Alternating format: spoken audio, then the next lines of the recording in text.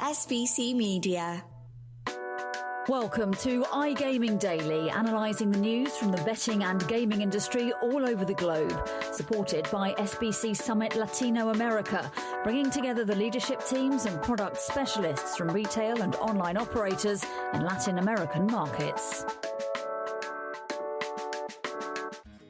Discover the potential of Latin America's booming iGaming and sports betting markets at SBC Summit Latin America, the premier industry event in the region. Join SBC at the Seminole Hard Rock Hotel and Casino in Miami from October 31st to November the 2nd. Register now at sbcevents.com.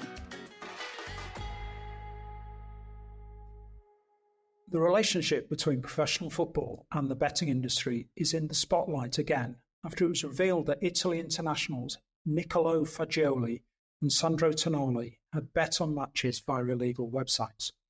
As rumours suggesting that many more Serie A players will be drawn into the scandal continue to grow, it emerged that footballers using black market sites are just the tip of a very large iceberg. When Gazzetta dello claimed that Italian gamblers stake €25 billion a year with illegal operators. Almost immediately, representatives of the regulated industry suggested that the scale of the black market was the inevitable outcome of Italy's ban on gambling advertising. It is the news from Italy that is the subject of today's iGaming Daily, brought to you in partnership with SBC Summit Latino America. To discuss it all, I'm delighted to be joined by George Harborne, SBC's Director of Sponsorship, and Callum Williams, business journalist working on Insider Sports. Hi George, how are you today? I'm all right, thank you. Good to have you hosting us today, Martyn, and thanks for inviting me on to discuss this topic. No, it's good. I think since last time I spoke to you, it's been all change at your team, Birmingham City.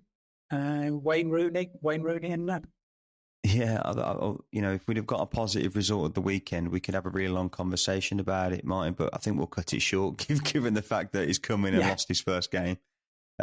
Especially given the backdrop of John Eustace going, which was a controversial decision amongst Birmingham City fans. But yeah, hopefully he'll turn it around, and it's only one game after all, but hopefully he'll have a good career with us, Wayne Rooney. Okay. Yeah. Does having a sort of superstar name as manager make a difference to sort of commercial value of sponsorships and so on? I think it does, yeah. I think if you look historically, I had some friends who were working at Derby when they brought in Wayne Rooney as a player, and then they brought in Frank Lampard as a manager, and they certainly spoke of the commercial uptick that they experienced, and maybe that's one of the it's widely regarded as being one of the contributing factors to Wayne Rooney going to Birmingham City. So, but there's a lot of change taking place at that club at the moment, behind the scenes as well as on the footballing side. So I guess we'll see how that impacts over the next few months and later on in the season, going into next summer. Sure. And hi, Callum. How are you today? I'm good, thank you, Martyn. Yeah, very good. Man City broke their long 3-game drought without a win, so and Haaland scored. Back on the mend. And Haaland scored, so normal service has resumed. Yeah. It was good to ask you about Man City as well, and the reason I sort of mentioned briefly the two clubs you support is we're about to come on to a story that relates to my team. And unfortunately, we're not going to be speaking about the brilliant job that Eddie Howe is doing and how well we're doing in Europe and the Premier League. And the 4-0 win. In fact, we're going to be, 4-0 win over Crystal Palace. Very nice. Yeah. Considering we normally draw 0-0 with Crystal Palace with unfailing regularity.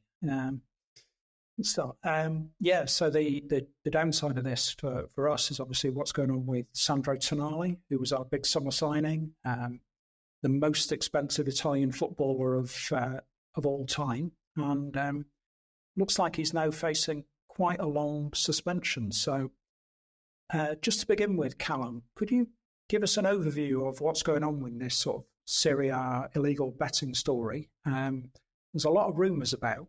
And we know that one or two players have been named incorrectly and are now sued for defamation. So, quite carefully, can you tell us what we know for sure about what's happened? Yeah, certainly, Martyn. So the latest development in the Italian player betting scandal sees Sandro Tonali and his lawyers flying to Rome today to enter a plea deal with prosecutors and the Italian Football Federation after he did admit to breaking betting rules by placing bets on his former club AC Milan. Now, Tonali, alongside Aston Villa's Nicolo Zaniolo, they were the subject of a raid on the Italian national team's training facility a few weeks ago as part of the investigation, which Luciano Spalletti, the head coach of the national team, described as quite traumatic. But both Tonali and Zaniolo were clear to compete for the clubs this past weekend, and Zaniolo's future remains a little more uncertain. There's not much that we've learned from his case per se at the moment, but Tonali will more than likely receive a ban that will surely rule him out for the remainder of the season, which is what we're hearing at the moment. It's more in line of what is happening with what has happened with Nicolo Fagioli, who received a 7-month ban after his name appeared in investigations through cross-examination of users on illegal online gambling platforms. He cooperated with prosecutors and admitted to having a gambling addiction, which Tonali also admitted to, which brought his ban significantly down from a potential max 3-year ban.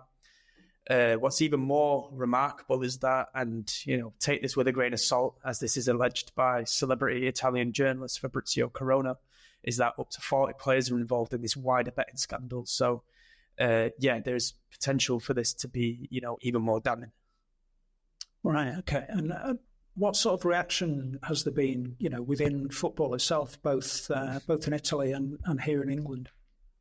Yeah, well, I'm sure in Italy it's a shame again to hear illegal gambling activity involved in Italian football, although this time involving players and not clubs. If you can remember the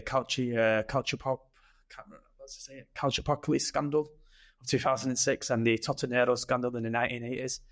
But going back to Fabrizio Corona, he's a highly controversial media figure in Italy and has spent time in prison after being convicted for extortion. But he was interviewed by prosecutors in this investigation, and he alleges that the betting problem goes much deeper, running through Serie A, B and C. And he's also allegedly accused Stefan Al-Sharawi and Nicolo Zalewski, who are ultimately planning to sue him after they both denied these allegations. In fact, El-Shaarawy gave a pretty heartfelt interview this past weekend after scoring a 90th minute winner for Roma against Monza, where he straight up denied the accusations against him. In terms of the national team, the Italian national team, I'm sure the bans for Tonali and Fagioli will hurt them in terms of qualifying for Euro 2024 next summer, because they need a victory over North Macedonia and a draw against Ukraine to qualify. In terms of England, I think there are a lot of people and fans are starting to realise that maybe footballers are more deeply involved in the betting and gambling sector than they once thought. I know a lot of people on social media platforms noted that there were up to 2 to 3 gambling companies branded at the bottom of Newcastle's statement regarding Tonali. And of course, there have been betting bans handed out to Ivan Toney and Harry Toffolo this year. And I think there's a wider discussion about football's relationship with gambling operators in terms of sponsorship. And as we know, at the end of the 2025-2026 season, the front of shirt sponsorship on gambling operators will come into effect. Yeah. I mean, it was an awkward situation, I think, for Eddie Howe, the Newcastle manager, being quizzed about Tonali's future, because clearly he didn't have anything that he could say to respond to the questions. And also he was answering those questions in front of a sort of advertising board which did contain the logos of Newcastle's 3 gambling sponsors. This isn't the first incident involving players, as you've just referenced there, Callum, breaking rules designed to prevent them betting on football in any way. So, George, you work a lot with the betting operators who are involved in football sponsorship. How do they view stories like this? I think it's incredibly frustrating for them. I think they, best endeavours to try and maintain the integrity of the competitions that they're taking bets across and all the rest of it. I think the big thing with this story in particular is that, as we've already kind of mentioned, it's alleged that these bets have been placed on, the websites of illegal operators and through illegal operators. So that frustration will be magnified in Italy because you've got a group of operators that are abiding by the rules, that are licensed properly, that are trying to build and develop the market in Italy constructively and in line with the rules that are of the land. And unfortunately, they're being undone by operators that aren't playing by those same rules. I think it also, in addition to the frustration, I think it and the negative impact it has on the industry, both domestically, even though this isn't a UK issue, although as Callum's already mentioned, we've had our own issues with players betting. I think it goes further to strengthen that argument of a justification for the removal of that advertising ban in Italy, and trying to. It's important actually just to stress why that removal is important. The removal would, hypothetically, is important because at the moment, the average punter in Italy can't distinguish between who is a regulated and licensed operator versus who isn't, because there isn't any advertising, legal advertising to promote who those operators are. So it's very difficult, I'd probably suggest, for, unlike in the UK where you can see, okay, someone's in a football stadium, they have to have a license to be able to advertise there. Therefore, I know that they are a trusted operator by the UK Gambling Commission. That doesn't exist in Italy. So there's a lot of confusion. But I think frustration, Martyn, is probably the best word I could probably come up with on it. Yeah, I can imagine, because the guys who played by the rules will almost be dragged into something that's not their fault in any way, but they are associated with it because it's their images. When the photographs of the managers and the players are in the newspapers and online and so on, it's their logos you can see, not the logo of the illegal betting site. Yeah, exactly. 100%. So we're going to come on to this in a bit more detail, to the illegal operators in a moment. But I'm just going to ask you a quick question about the consequences for the players involved. There's no real right or wrong answer to this. It's just an opinion I'm after. Do you think it's the long suspensions which Tony and Fagioli have had, and it looks like Tonali will also suffer with? You think for players who have a gambling disorder and then break the betting rules, is a long suspension a fair outcome? I think yes. These guys know exactly what they're going into. They'll be briefed extensively by the teams they work for, by the football associations of their respective countries. Players will know. It's not just players either. It's the ban on betting on football, if you work in football, extends to backroom staff. It extends to groundsmen and all the rest of it. It's known, and it's well. I'm speaking from UK football club experience. Everybody in a club knows that there's an expectation that you do not bet on the games, irrespective of what role you have within a club. So to be a player on the pitch, you absolutely understand that you shouldn't be doing that. So I think, that unfortunately the penalties do have to be relatively severe. On the flip side, we need to make sure, and as with any kind of problem like this, you need to make sure that they're being supported alongside that, because the last thing you want is to cut off what is probably the only outlet for that person at this time, which is to get back on a football pitch and pretend it probably isn't happening. Take that away from them, and where can that leave them, mentally, and how do you provide the support to help them with the problem that they've clearly got? So I think it needs to go hand in hand, but it has to be a severe punishment, because you are bringing a game into disrepute. You are damaging the integrity of a sport. You are damaging the trust between athletes and fans and everything else that goes with it.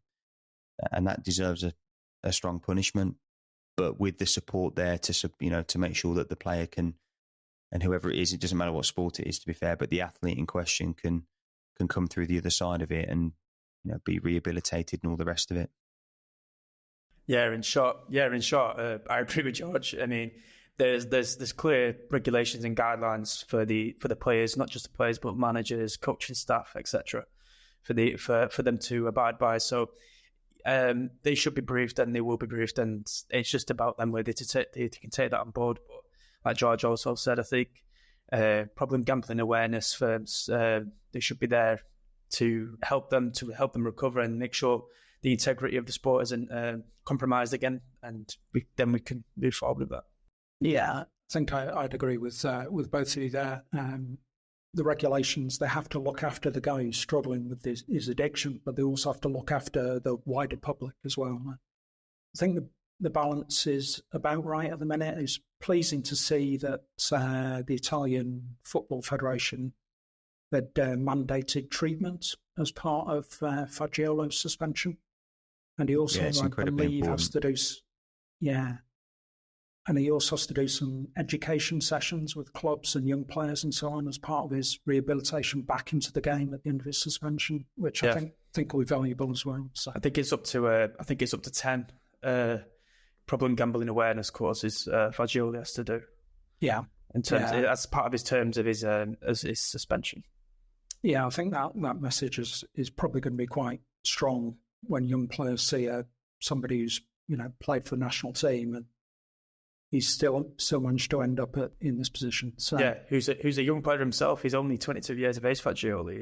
He's a highly regarded player as well at Juventus. So I think that will also resonate quite well with the younger players as well because he's still young himself, pretty much. Yeah, that's right. So just sort of moving on a bit, and I mean, if you look at the media coverage of this story in the UK, it's all been about the players. And it's really been overlooked a little bit that the players made these bets with illegal operators. Gazzetta dello Sport has now published some sort of data on the size of the black market. What can you tell us about that, Callum? Yeah, sure. Well, the Italian Football Federation and prosecutors' investigation into Italian players has really shone a damning light into Italy's gambling black market, which Gazzetta believes is worth up to an astonishing 25 billion, like you said in your intro, Martyn. Gazzetta outlines that the real problem involves abusive online platforms, those that Fagioli was identified on, and as many as 9,828 illegal platforms are in circulation every day, which is 400 more than last year too. So this shows an ever increasing increase on these platforms and how they're infiltrating the black market as well. The Gazzetta report also reveals that there is a potential €1 billion cost to the Italian treasury in the country's overall gambling yearly revenue.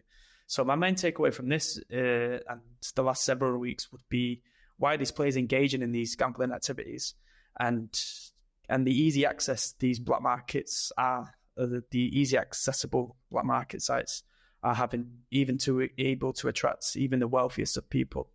So I think they're definitely there's an ever increasing prominence of these black market platforms in Italy, and it's something that the authorities are trying really hard to clamp down on. Yeah. Interestingly, the European Gaming and Betting Association, which represents a trade body that represents most of the biggest operators in Europe, was quite quick to suggest that part of the reason for the size of the illegal market is the advertising ban, which licensed operators have effectively had to observe since 2019. And I think there's definitely something in that because, part of the purpose of advertising is educating players about how to play safely, where they won't get ripped off, for want of a better word, which operators will look after them, and they can't do any of that at the moment. But just looking at that maybe from a slightly different angle, though, George, from your experience, what's that advertising ban meant in practical terms for the sort of the operators and the sports clubs in terms of sponsorships in Italy? Well, I think first of all, it means that any domestic sponsorships largely ruled out. Well, it is ruled out. You can't have a gambling operator sponsoring a sports team in Italy in any way, shape, or form. The teams do still have regional deals. Serie A is one of the leagues in the world that utilise virtual technology for advertising, and they've got split broadcast feeds going into different territories around the world. So there are still regionalised partnership opportunities, whether that's a focus on the Latin American market, Asia market, wherever else it is, or even Europe, but excluding Italy. But in Italy itself, that sponsorship opportunities doesn't exist. That said, Similar to other markets around the world, India is one in particular that springs to mind.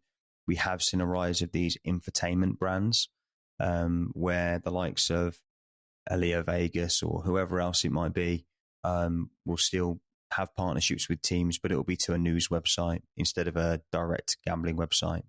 Now, it feels to me that's just a clear workaround. That the brand is still being exposed in the market. It doesn't directly link to placing a bet, but it's clear that it's a gambling operator, because we know it's a gambling operator from it being active in many markets or being active in Italy before the gambling ban. So there's a continuity of advertising there, just without that kind of direct link to being able to place a bet, which kind of makes you think then, well, why bother having it why bother having that ban in the first place if you can still get the brand out there to an extent? I know that direct click isn't there to place in a bet, but it feels like it undermines the regulations. So why have them? And there's obviously a benefit to that for the punters. They get to know, okay, well, I know for sure this operator is one that I can trust because they're still involved in the sport in some way. But yeah, I think it goes back to what we're saying, that kind of confusion in the market with not really understanding who's active and who isn't active.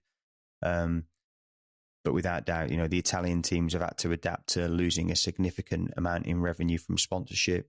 The operators have had to adapt to not being able to tell the stories that they want to tell and build that trust in the way that they ordinarily would through the association with sport. But there are still deals in the league, albeit outward facing. And like I said, this rise in infotainment brands. Okay. I mean, the infotainment brand thing, it's almost like if you take the ban far enough, if the authorities take the ban far enough, it becomes worthwhile having a workaround. Whereas you're a bit more limited in places like France, the Netherlands, and it's changing a bit in the UK as well, where they're doing things like stopping you having a celebrity who appeals to young people or children in your advertising. That seems like a more reasonable approach than this outright ban. One other point on this quickly, sport is obviously quite international now. So if you're an F1 team who has a partnership with a gambling operator or a champions club in the Champions League who might have a fixture in Italy, how does that advertising ban affect those sort of teams based abroad? You have to remove the advertising when you're in market. We saw it. I know it's not Italy, but we saw it last year when West Ham went to play Fiorentina in the final that was held in Croatia, the Conference League final. Out in Croatia, they had to take Betway off their shirt. You see it when some of the UK teams who've got betting on the front of shirt go on their travels to Asia or wherever else it might be in the world for their tours. They need to remove that branding, and it'll be the same for Italy. Right. Okay. And do you think if you are someone like UFC or who have some quite big gambling partners, would that stop you taking an event to Milan or Rome? I think it's a really good question. I don't know that if the market's big enough, I don't know that it would stop me from going there.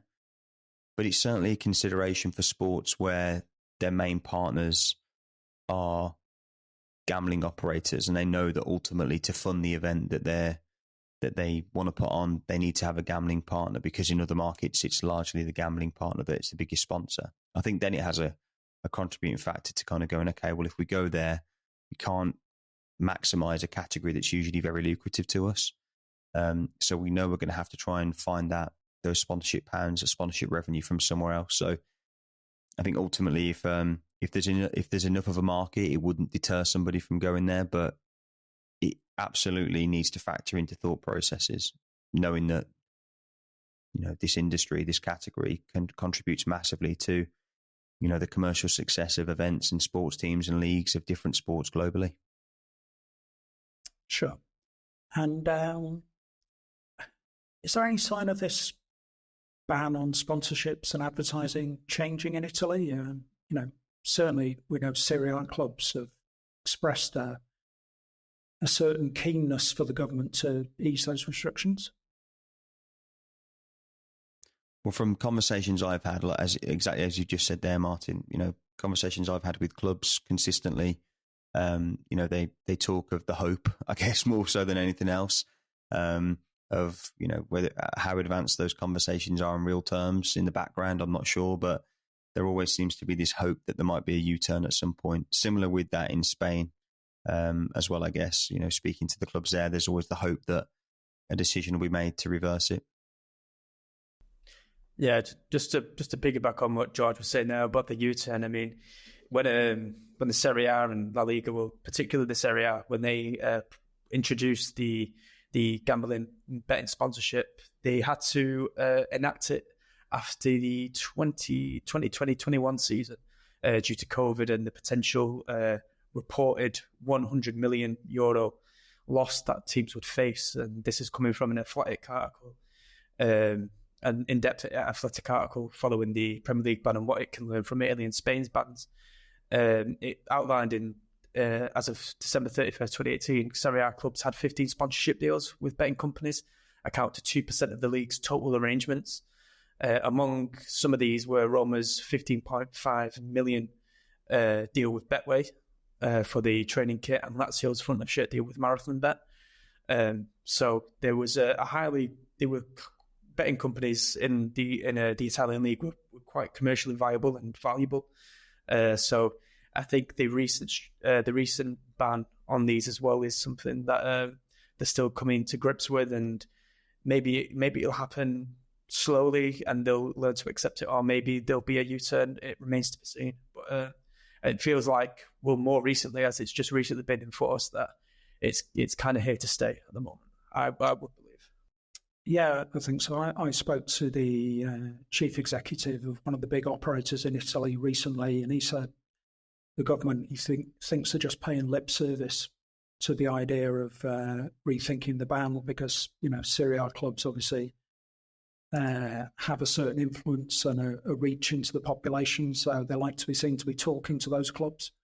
But the reality is they have no plans to do anything about it, he thought. But we'll see. We'll see, I guess.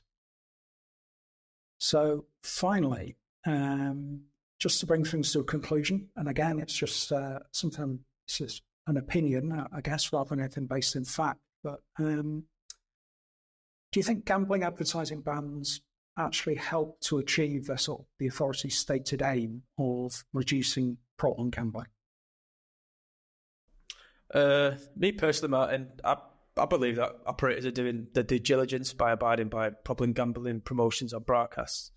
But there could be room for improvement. Maybe a ban could work, or maybe there could be ads for problem gambling prevention firms. I know Epic Risk Management, I believe, do a great job in bringing in former athletes with past experience of problem gambling to educate and teach the pitfalls of gambling and the harm it can bring, especially if you're an athlete earning massive amounts of money.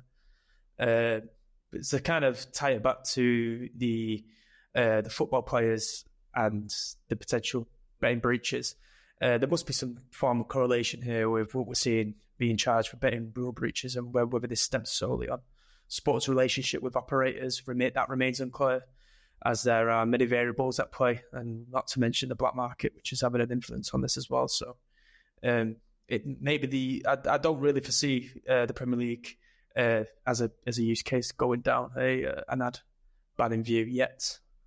Yeah, from my perspective, I think if we look at Spain and we look at word that's come out of Spain in the last 6 months, I think it's probably been, to be honest with you. I think we covered an article ourselves, actually, SBC Media on SBC News around Spain, and the correlation at that point was that despite the ban having been in place, they hadn't seen a reduction in online players, and there hadn't been a reduction in GGR. So you have to kind of question, okay, well, what's the purpose of the bans? Is it to reduce gambling? Is it, why are we doing it? It's certainly not shrinking the markets. In Italy's case, what we're seeing is a growth in black market. So I think the industry's there, the market's there. I don't think the market goes. I think we'll probably, as with most things, see steady increase in market size. And again, then you have to loop back around, Martin, and go, well, why are they there? What are they achieving? And obviously, we don't know the objectives of what they're trying to achieve, so we can't really judge whether they've been a success or not based on the metrics that each regulator will have. But, as you look on the surface, you'd probably say, no, it hasn't achieved probably what they wanted it to achieve. And in the process, they're actually hurting the development of the industry in these markets. They're hurting, the clarity of who should be bet with and who shouldn't be bet with, hurting sports organisations, leagues. I know we're talking about football, but just a general sports landscape with the removal of sponsorship money that could be used for reinvestment into the game. So that's my view. I think there's a fair few pointers to say that this probably isn't working, but again, without knowing every data point and an actual purpose and the KPIs that these guys are working to, it's hard to give a really clear view on that. Yeah, that's right. I mean, my view on this is fairly simple. That the ideal model that a regulator should want is that there are lots of players, but gambling small amounts that they can afford to lose, and occasionally have a small win. And if you ban advertising, you stop the reach of the operators into getting those punters in through the door, and educating those punters on playing safely. So, you will still have the small percentage of people who lose a lot of money in the market. That won't change just because you've banned advertising. So I just don't see any mileage in it. It's always seemed to me like if a government wants to be seen to be strong on doing something about the gambling industry because there's been some kind of story about it or campaign against it, the most visible thing they can do is clamp down on advertising. But I don't think it's the most effective thing they can do by any stretch of the imagination. No, it's public appeasement, right? I think that's it. It's a popular tactic rather than an effective tactic. Yes. Yeah. That's good. I'm going to use that summary in an article moving forward, George. That was far more succinctly put than I'd managed. So thank you for that. And no problem. Thank you both very much for your time today. And tune back in tomorrow for another episode of iGaming Daily. Thank you. Thank you for listening to today's episode of iGaming Daily, brought to you in conjunction with SBC Summit Latino America, being held at the Seminole Hard Rock Hotel and Casino in Miami on the 31st of October to the 2nd of November. If you want to find out more about some of the subjects raised today, feel free to explore any of the sites in the SBC News Network. Happy reading.